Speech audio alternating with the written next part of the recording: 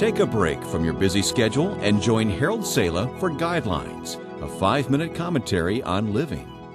Philip Larkin, a name often unrecognized in many corners of the world, was one of the foremost poets of the 20th century.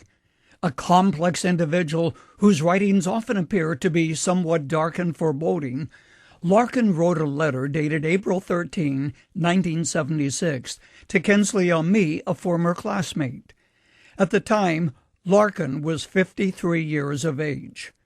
Remembering the words of Moses, who said, "The length of our days is 70 years," he wrote, "If we equate the 7 decades of a man's life with 7 days of the week, we're coming up to Friday lunch." Larkin had a novel thought in comparing the 70 years of a person's life with the 7 days of the week. That means you are born at 12:01 a.m. Monday morning and finish the week when the clock strikes midnight on the following Sunday evening. If you're 30 years old at the present time, it's Wednesday for you. If you are 50, it's Friday. Then I started thinking about that personally. Based on a 7-day week, I realized I was born on Monday morning, met my sweetheart and married early Wednesday morning, started Guidelines shortly thereafter, and moved to the Philippines on Wednesday evening. Then I began thinking about where I am right now in relationship to what Larkin wrote. I admit it, I was somewhat shocked, even slightly disturbed, thinking, wow, I'm already off the chart. No, I'm not afraid to die.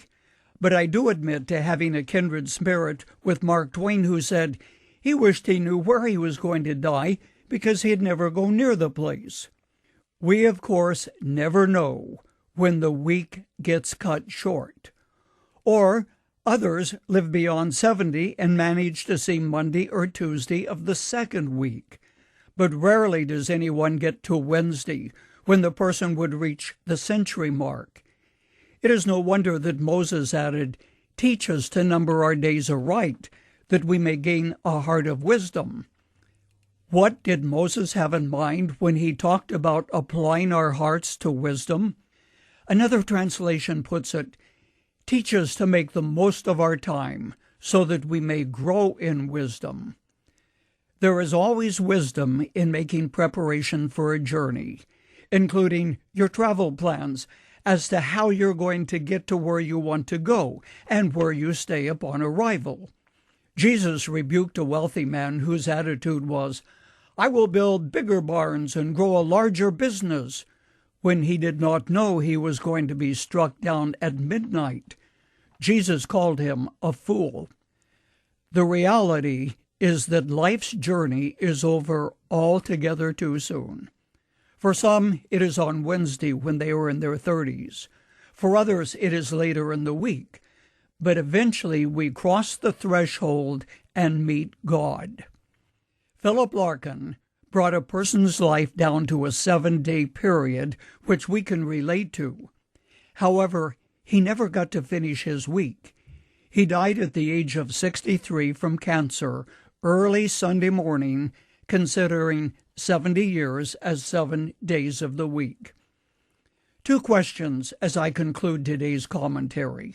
First, on what day of the week are you living?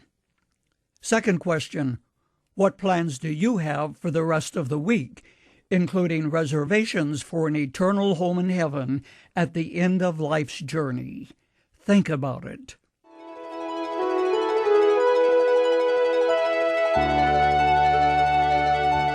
You've just heard Dr. Harold Sala with Guidelines, a 5-minute commentary on living.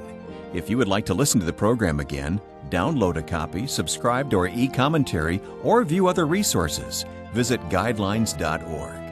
We would like to hear from you too. You can email us at info@guidelines.org. That's info@guidelines.org. Thanks for listening, and we invite you to join us again for the next edition of Guidelines.